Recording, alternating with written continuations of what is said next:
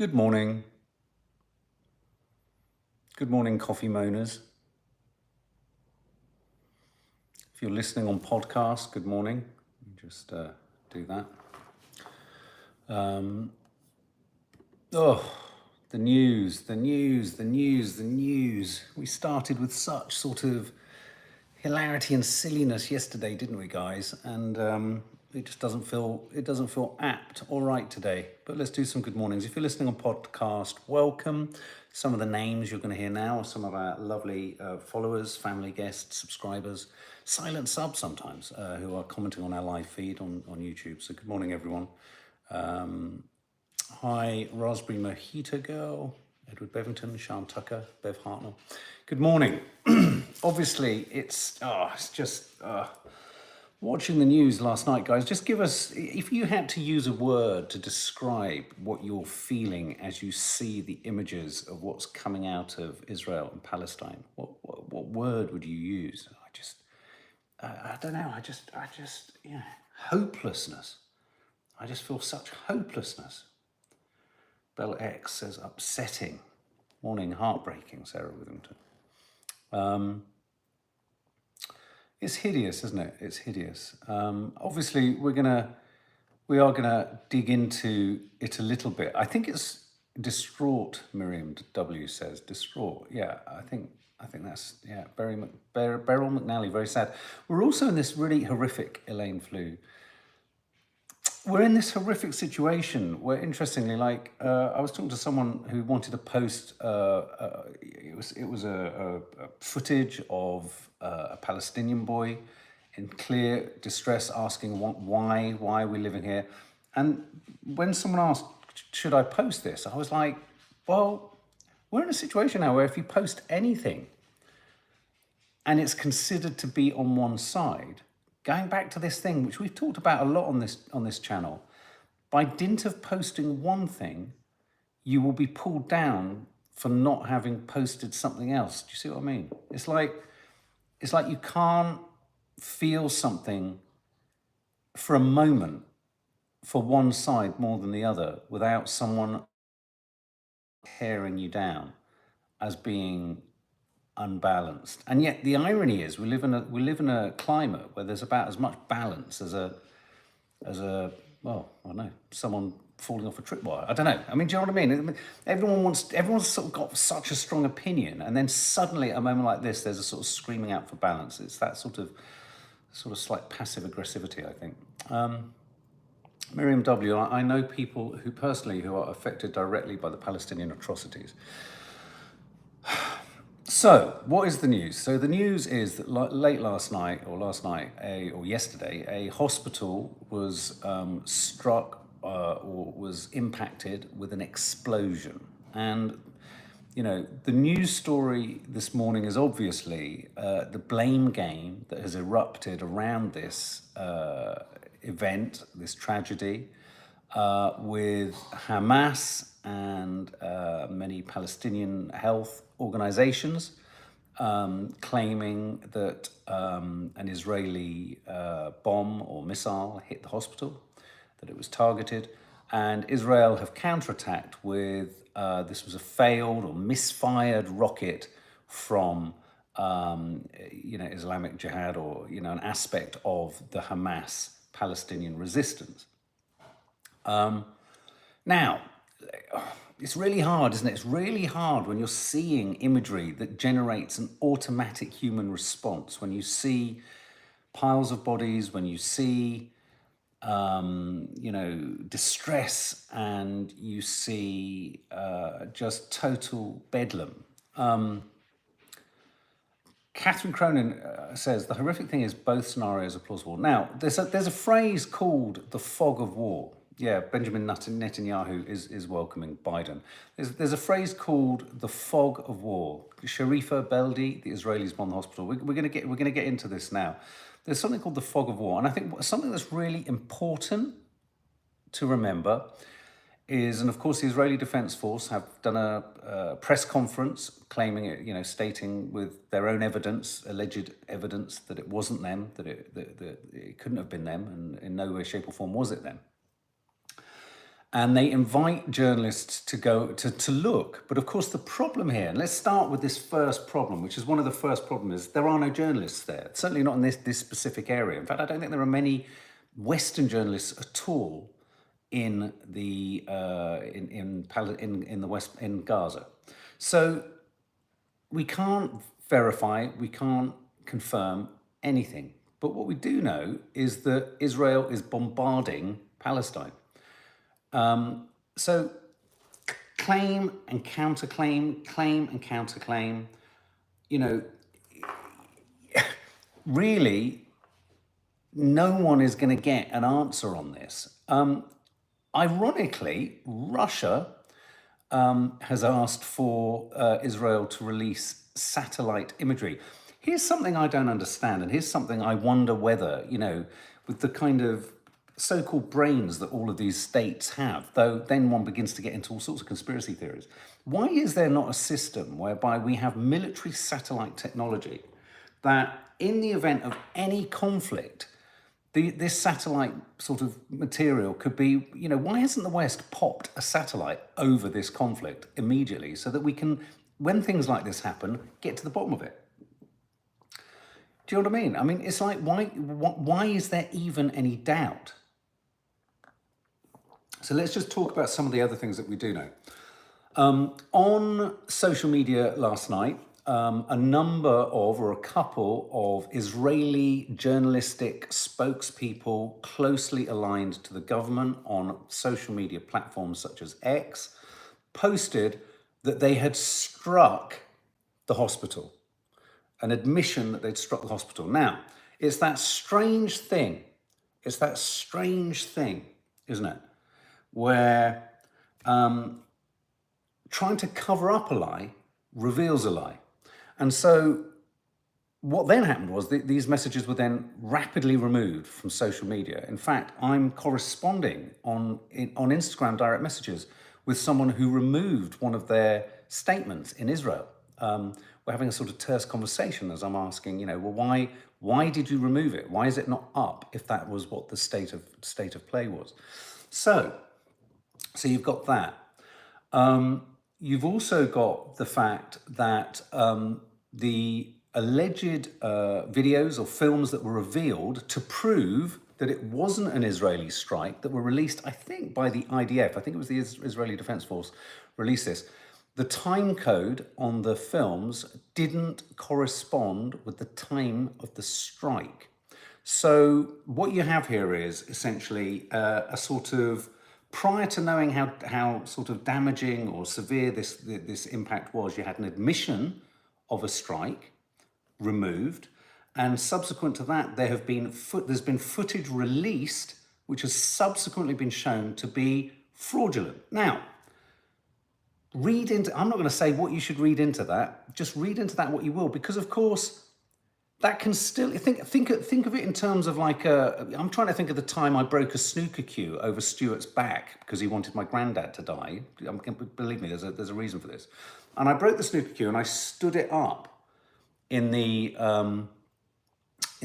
cupboard and pretended I hadn't broken it. And then I had to sort of confess, and I lied, and then eventually I confessed to my teacher that I'd done it. And when he asked me why I'd done it, he said, well, okay, well, I'd have broken the snooker cue. No, I'm joking.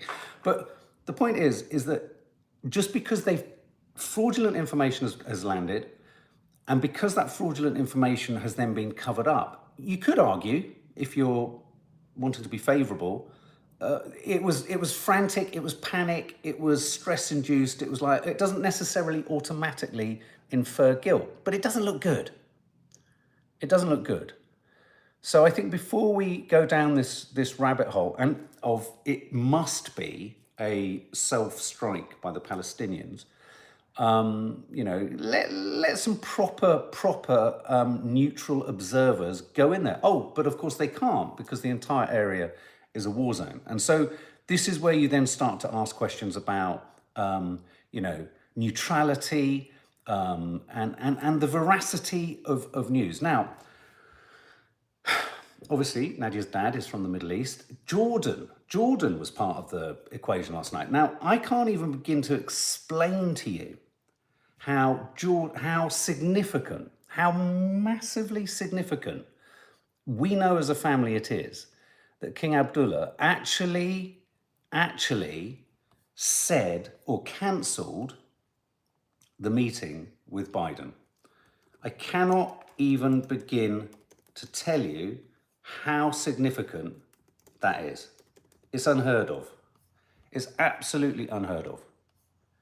Jordan always plays a very sort of diplomatic balancing act. It tries to be friends with everyone. Jordan had, when we were there last, we drove past one of the largest refugee camps in the world. Jordan is home to more Palestinians than Gaza. I think one of the refugee camps, I think there's something like 3 to 3.5 to 4 million refugees Jordan looks after, due to, and this is interesting, due to the occupation, due to the conflict. Now, you're right, Lee. Jordan does seem to sit on the fence an awful lot, and that's why this is significant. They didn't. They essentially said to Biden, go away. No, we're not going to talk to you. We don't want to talk to you, neither does the Palestinian authorities, and neither does Egypt. And that's massive. So, when you're looking for, when you have those, what do they call it when you go down to the mines? You have the sort of canary moment, and as soon as the canary sort of dies, you're like, shit, right, we're in trouble. The King of Jordan putting his foot down or showing any opinion of this strength is massive, massive news. Jordan is exactly like Switzerland in the Middle East. They try to play an incredibly, and you could argue they sit on the fence. Well, they maybe sit on the fence, but they're also actually mopping up an enormous mess and soaking up and trying to manage an enormous mess, admittedly without solving the cause of the problem. So, scenes in Amman, the capital of Jordan, last night, I think there was something like 20,000 protesters. This is very rare in Jordan. You don't see that. So, of course, part of it, Jordan's king's hand will have been somewhat forced because a huge part of his population is Palestinian. And that, I think, gives you a small indication of how flinty and, flammable the situation is there. If even, the most benign of states is kind of saying things like that, saying things like this. So, forget talking about Iran or Syria or, Hezbollah in Lebanon. I mean, you even got Jordan kind of going, nah, you know what, mate, no, don't want to see you, Biden. What I hope doesn't happen, and I think we have to get to I hope that a truly neutral assessment is made. Because put it this way, can I just also say, I heard a commentator, I think it was a Conservative MP on the radio saying, look, the Israeli Defense Force is a nationally uniformed armed force, as if this somehow makes them immune from committing any atrocities whatsoever. Let me draw your attention to another uniformed national army, the Russian National Army. Just because you're uniformed, I mean, there are many cases of atrocities committed by our troops in Afghanistan. You can't just say because you've got a uniform. Otherwise we're in bloody play school. You've got a uniform on, you can't die. I mean, it is an absolute palpable nonsense if we start to use the phrase a uniformed army because they're in uniform. I mean, come on. And unfortunately, there is precedence and there is history and there is proof that, Israel, if not intentionally, have struck, places like hospitals and schools. Now, of course, there is also the counter-accusation that, of course, Hamas park their soldiers and their people, their militants, their terrorists amongst the population. And therein lies the problem. I mean, here's the other thing as well. I hope when Biden gets off the plane and doesn't walk into a flagpole or doesn't fall down a fucking manhole or doesn't stumble into good God, we are sending a bibbling, babbling fool. And I'm sorry, that's what he is. I don't care. He should not, and out of care for him and the elderly, he should not be in this responsible situation.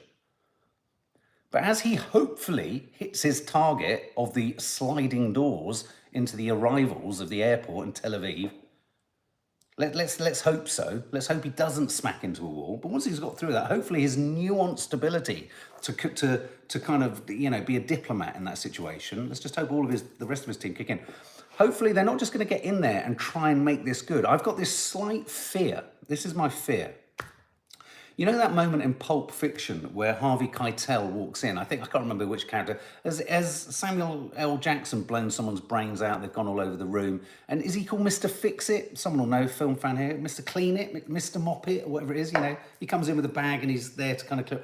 I really hope that what's not happening, and I don't think this could happen to you, that the Americans are getting in there to, Mr. Wolf, thank you, to sort of mop this up, the fixer, to mop this up and make good, if indeed it is an Israeli strike. Now, the point is, we have no way of knowing. No one has any way of knowing for sure. But it strikes me as odd that an entire area under bombardment, it seems, is it not a bit of a coincidence that perhaps one of those bombs that area has been bombarded with would hit? Now, there's lots of debates about the size of the bomb, the size of the explosion, the size of the craters. The IDF have come out today. They've done a press conference trying to illustrate that. And again, you know, we have to sort of just wait. But wait. The problem here is wait for what? And I use this analogy about there was a sort of cover up of. Well, there was the allegation of a cover-up of a massive kind of sex ring, wasn't there, in Westminster? My thing about cover-ups, James O'Brien was very good on it on LBC. My thing about cover-ups is when they say there's no evidence of a cover-up, sometimes no one's ever kind of stopped to think, well, maybe that's because the cover-up was so successful. There's no evidence of a cover-up. So who and how, and this is a question for you guys, because I haven't got an answer, who and how could we, in any way, shape or form, genuinely get an objective assessment of this impact site? I do seem to remember in the past something called the United Nations, no? Blue helmets, go in, don't have an agenda. Is that right? Do you know what I mean? What do you think? Natasha Milchin, I feel heartbroken seeing the world turn against Israel, seeing what's happening here. Reminds me of collective punishment in Russia, and I've been caught up in both. Yeah, there you go. I think the Catherine Cronin, a commentator on BBC last night, priests working, claimed that hospital had already been struck last Saturday when there were 5,000 people sheltered there. Yeah, I mean the head of the hospital also said that he was called by Israeli officers and was warned to step out. I mean, it's a genuine question because when you have a potential war crime like this, you don't just stand up as the Israeli Defense Force and say, we did. I mean, look, to be fair, the Israeli Defense Force guy has said Hamas jumped to too quick an assessment. But like in the same way, you could argue so too have Israel. So, you know, by the same sort of standard, you know, you can hold each side to the same standard.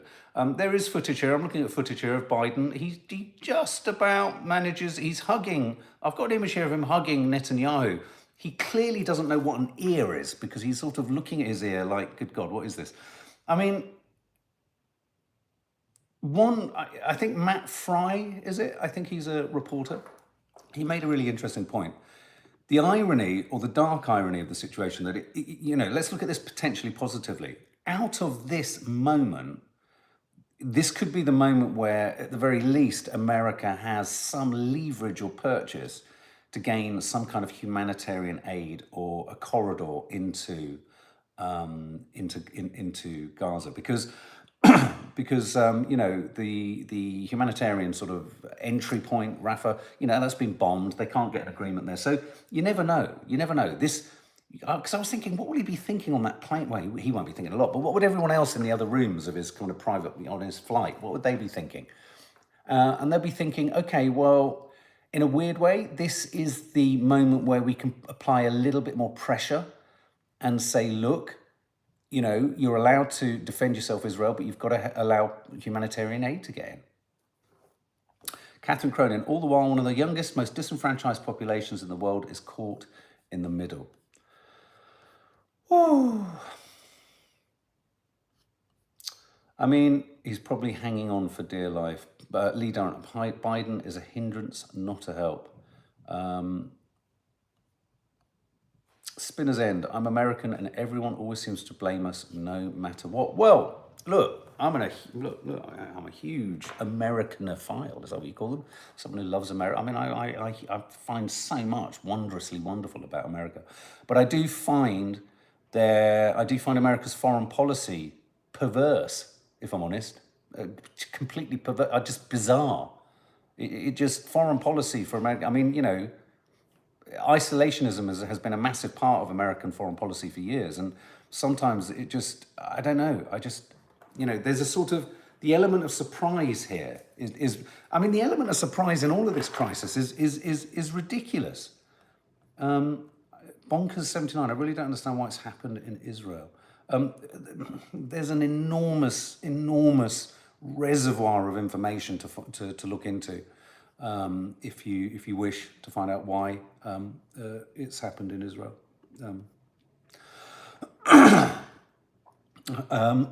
Excuse me.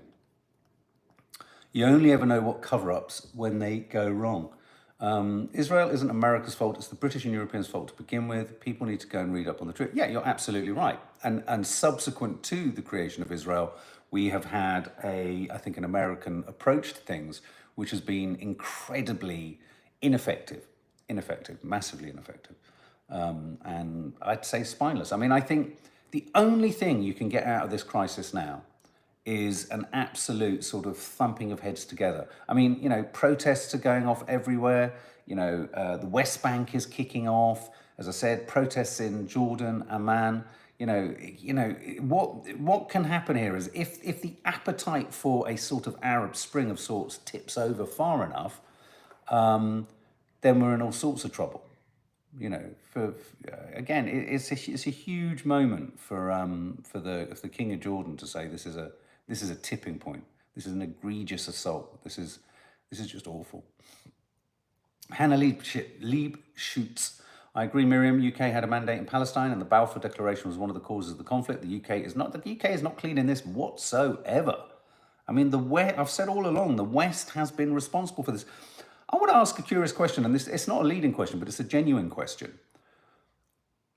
And I don't know the answer to this, I can't think of any other religion or sort of faith, if you like, that has specifically had its own state sort of given to it. What I mean by that is, like, you get Christians who live all over the world, you get Buddhists who live all over the world, Catholics who live all over the world, Protestants, there's Jewish culture, America, Jewish cultures and societies, and even, there are other sort of aspects of Jewish culture. For example, there's a whole Jewish community in North London, or in London and around the world, that doesn't believe in the creation of the Israeli state. So, so I suppose it's kind of, I mean, was it mainly as a consequence of a sort of reparations, if you like, for the atrocities of World War II? Because, I mean, I always remember Philip Roth, who was a Jewish author, Philip Roth, American author. He said something along the lines of, and he was very critical of the Israeli government, not of Israel. But his take on it was, I don't understand all this talk about a Jewish state. We have a Jewish state in America. He felt very safe and very at home and very sort of valued. And Ria, thank you, because Zionism and Judaism are two different things. You see, this is where it gets interesting. This is where it gets really complicated. But again, so I think, one of the main problems here is the sense of although all faiths have a call upon this land, and that's the complication. All faiths have some call upon this holy land. And isn't it a sad indictment of a holy land where you would think of peace and love and all of this, that such conflict can emerge? It's the creation of nationhood, isn't it? It's the creation of nationhood that's incredibly is where the kind of hostility arises. Because, and look, this isn't to say that culturally and historically, just as black communities have been prejudiced against and still are, so too have Jewish communities, so too have Muslim communities, so too in the UK, not until that long ago, Irish communities. Prejudice has happened everywhere, and that's a global problem. Miriam W. Muslims, Jewish and Christians used to live there in peace before 1947 happened. What's happened here is it's the enforcement of a border, and it's the enforcement of land that has caused not only problems for the Palestinians, but is what causes problems for Israel. It's the sense of an artificiality to the creation of the state. I think I'm just positing all these thoughts. What do you think? I mean, I'm just wondering: is this not the problem? I mean, obviously, friendly pop, absolutely. But I mean, there's always conflicts between cultures. There's always conflicts between tribes. There's always conflicts between faiths. I mean, that's unfortunately history. I mean, look at Ireland. I mean, we all have evidence of that. But I just find it's just a curious one, isn't it? Because I was just thinking the other. I think someone said on the radio something along the lines of, that is there another example of that where would you create a nation? Say, I'm just saying, for just black people, or would you create a nation just for Catholics? Just like create it, you would meet resistance, wouldn't you, wherever you placed it, from whoever else was there. I guess it's just the partition of India. Very good point, Aaron Bullimar. Made a separate Hindu India and Muslim Pakistan state. We caused that too, and that's not going well for them either. Oh dear. Oh, Shannon, I'm so pleased you got your card. I'm so pleased. Anne Illing, is it not possible to have a coalition of nations? You would hope so, wouldn't you? You would think so. You would just think that there would be a desire for peace of some form. Doesn't Rome serve as like a Catholic area? It does, but it's not enforced, is it? If you weren't Catholic, it's not like militarily defended, is it? Or enforced? I suppose that's my point. Okay, I mean, the disinformation, the lack of information, the fog of war is such a good phrase, the fog of war. And what we have in this modern era is the fog of propaganda. And what I hate to say is I also think with tech and AI and everything else, if you're Palestinian, you are not going to believe whatever evidence, if it is evidence and trustworthy evidence, is thrown at you about this hospital strike. I think it's telling and interesting that a number of papers are only reporting the idea that somehow by the Israeli Defense Force denying it, that's it. That's it solved. That's the end of the story. It can't be. My line on this, send the United Nations into that area now. Have a ceasefire and send in UN observers to investigate the site now. Because, whichever way this has happened would be a massive turning point in the war. If it was discovered that it was, if you like, a self-hit or friendly fire of some form on themselves, when I say friendly fire, I don't mean, if we discovered that could be as massively important to Israel to let the UN in to resolve that and stop an entire regional conflagration. So, it's in everyone's interest, really, to let the UN in and examine. And of course they won't do that. Why would they do that? So who's hiding what? Who's hiding what? What they're hiding, what's being hidden here is the horror of aggression. I think a ceasefire has to happen right now. I don't understand what else there is to bomb. And also the other thing that I wanted to quickly say is Biden was munching on Netanyahu's ear there in his hug. They have to be thinking, okay, say you remove Hamas. Do you remove resentment, resistance, and a sense of persecution? No. So you're going to get Hamas in a different color. It's such short-termism.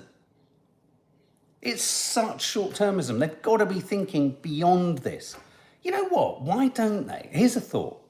Why don't they just try, radical thought, why don't they just try a month of monitored by a United Nations peacekeeping force with the Israelis and with, say, the Palestinian authorities, an open border scenario for a month? Why don't we do a test run once we get out of this and just see if it reduces and removes the sense for the Palestinians of being hemmed in and controlled?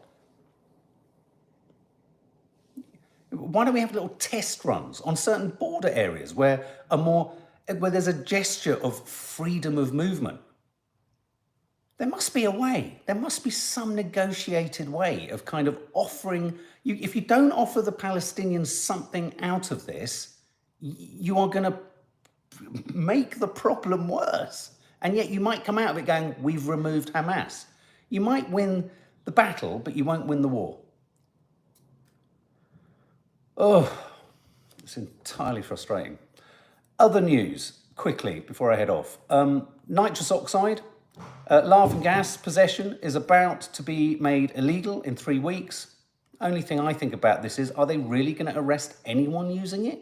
I mean, every bus stop in London has thousands of these little whippets, these little canisters. Sorry, Natasha Milton, you've been saying that a few times. Sirens going off all day, every day here with people like me given a minute to run and hide with our children. Some of us having nowhere to hide. Please try not to forget us on all of this. Absolutely. Look, this is, as I said, Natasha, we have every support. And so many Israelis are against this. And so many Israeli civilians are caught in exactly the same crossfire. The crossfire from both sides is just horrendous. And it's really hard for anyone who's caught in this on one side or the other to be told, I mean, if you were with your family desperate, to then be told, my question, architect fire exactly. Why did the Israeli Defense Force delete the first Twitter post? And it's important those questions don't get stopped, are not asked or are asked. You mustn't stop asking those questions. Why was all this information suddenly removed quickly? And of course, that's unpalatable for most mainstream media. They don't want to play that. And that's the problem. Look at the way the media is covering this. It's really hard. For balance, I would go to, look at the Times, the Telegraph, look at the Guardian, and go to Al Jazeera. For balance, for all four, so that you get a more holistic sense. It's not complete, but a more holistic sense of what's going on. But no, Natasha, absolutely. You know, there are as many Israelis that want to live in peace alongside their fellow Palestinians, as there are Palestinians who want to live alongside Israel. And it's very easy for someone to just say, oh, for God's sake, you know, take responsibility and do this and do that and do the other. It's, you know, of course, when you're in it and of it and it's happening to you, you know, of course, you feel desperate. Sending you so much love, Natasha. We really feel for you, and we're so sorry. It's just tragic. It's tragic. So as I say, in other news, nitrous oxide seems a bit laughing gas. I think the one thing I think most people want right now, I'm not encouraging it, it's illegal in 3 weeks, is laughing gas to laugh. My God.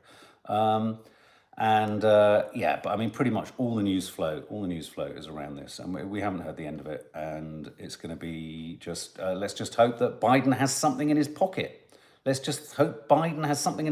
Other than, I don't know, probably a chew for his dog that's probably right now savaging someone else in the White House. I mean, if South Park was to try and personify the American president, he's funnier than South Park, unfortunately, for all the wrong reasons. So there we go. So there we go. What else have we got? Laughing gas to be made illegal. And that's pretty much it. Apart from Storm Babbitt, which doesn't sound like it's got much in it. Okay, guys, have a lovely day. Something will land on the channel later. Go and check out Green Figured Hell if you fancy a chuckle. And